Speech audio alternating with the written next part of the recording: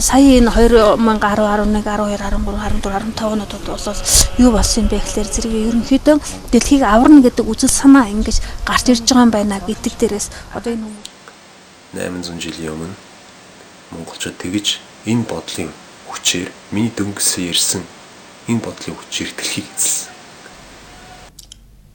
Агуу түүхээр багтаж, агуу үлсийн төлөө зорж, бодлын хүчиндээ найдах өсвөрүй бид чадна гэд өөртөө итгэл төгс өндийж байхад ийм том биег дэмжих хүчин ард нэгнэж, ард түмэн нэгэн том зорилгын төлөө нэгдэж байхад жижиг биегээр өвчлсөн удирдлага урдан данхай. Тэд хэм бэ гэвэл дуулал 23-д гардагчлан эзний шилбүр туугдан идэрчлэх хонин сүрэг буюу идэж хоолны төлөөх зорилготон ажээ. Эзэн бол миний хончоо. Надад дутах зүйл нэг ч үгүй. Тухайлбал Тэр намайг ногоон бэлчээр мөнгө бол асар хүчтэй.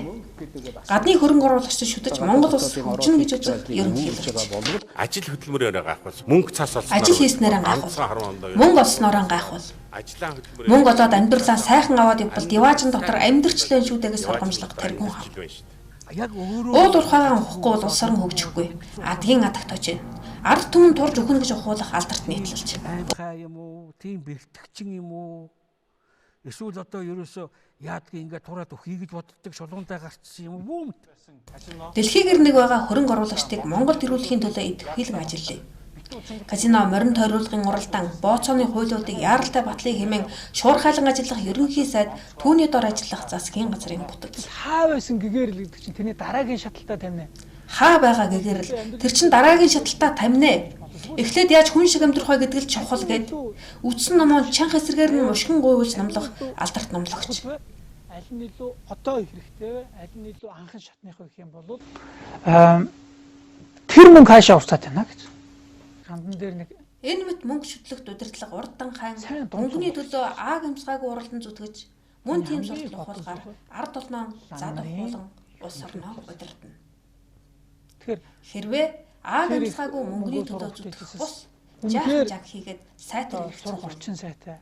Мөнгө асар хүчтэйгээд мөнгөтэйг бараад ах жижиг сургууль байгуулад тэр асрыг хэрэглэгч та хаан гэдэг хэн мөнгөтэй сөгдөж үйлчлэх боол сэтгэхгүй.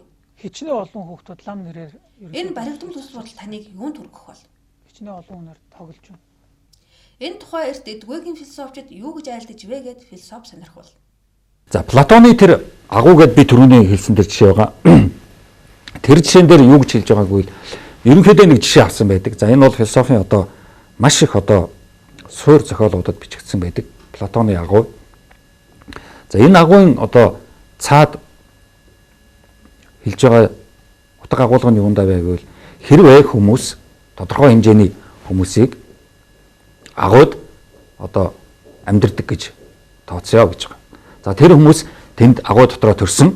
За агуун одоо галны гэрэлтэл одоо агуухаа ханд ямар сүудрүүд гарч ийнө тэр сүудрүүдийг хараад тэгэл тэндээ амьдраад ямар ч одоо агуугаас гарах боломжгүй хизээч одоо агуугаас гарч үзээгүй гэвэл тэр хүмүүс тэрл дотор агуун амьдралаа бол бодит амьдрал. Энэ л бидний одоо үнэн. Үгээр л бид нар одоо амьдралаа тодорхойлно гэсэн ийм л ойлголттой явна гэж бол одоо Платоны тэр агуу гэсэн жишээ бол хэлдэг.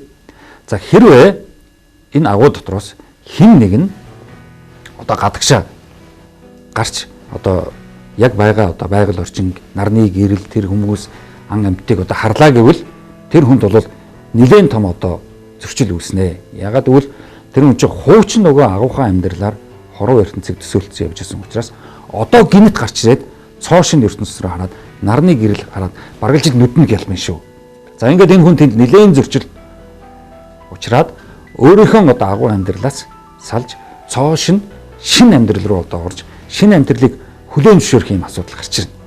За энд бол одоо том учрал зөрчил одоо гарна гэж байгаа.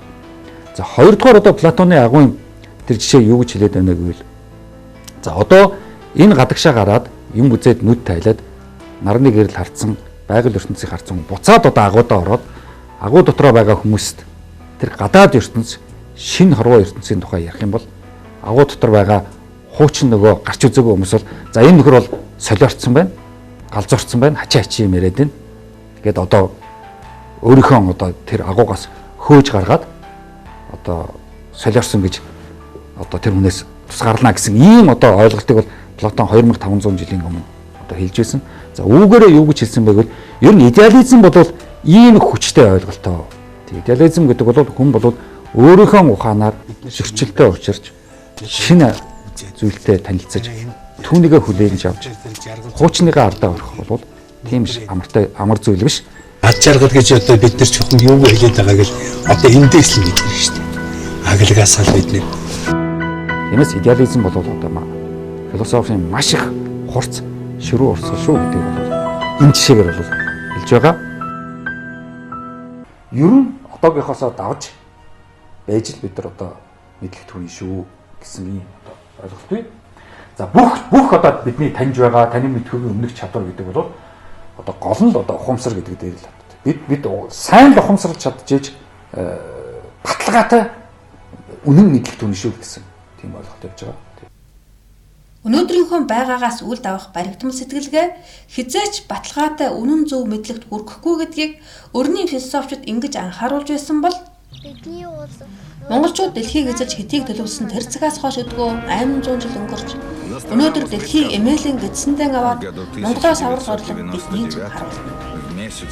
Үүнтэй зэрэгцээд бид дэлхийг аварна гэх агуу үзэл бидний цөөхөн монголчууд дундаас дурмалж өдөр өдрөөр хүрээгийн төлөв өргөж 800 жилийн дараа дэлхийг тохинулна гэж төлөвлөсөн агуу үндэстэн төлөвлөсөн хугацаанд хөдөлгөөнд орж Монголын залуус хүүхдүүд дэлхийг бид аварна гэж зориглон тэмцэж байхад энэ агуу үндэстний оюуны залуур дээр хэн суугаад хааш нь залуурдна вэ? Өдөр тутмын амьдралаасаа давж сэтгэж чадлагүй амьдралын хүлээсэнд баглуулж мөнгөнд доосрлогдсон ажилласаар мөхөлтөө тулгарсан хүн төрлөختнийг агуун амьдралаас нь идеализмаар хөдлөн гаргаж ичидийн шин эрэнд жолоодморох учиртай Монгол түмний оюуны залуур дээр нь суугчид мөнгөнд доосрлогдсон толгойн буруу иргсэн байхад энэ үндэстэн хаачих бай. Санаатаа санамсаргүй, мэдсэн мэдээгүй, хийсэн үйлдэлд нь хариуцлага тооцсон. Учир хор хохирлыг нь хэмжиж тооцоолохгүй бол хитэн юу болох вэ? Та нар одоо цалин эдийг авдаг бол биш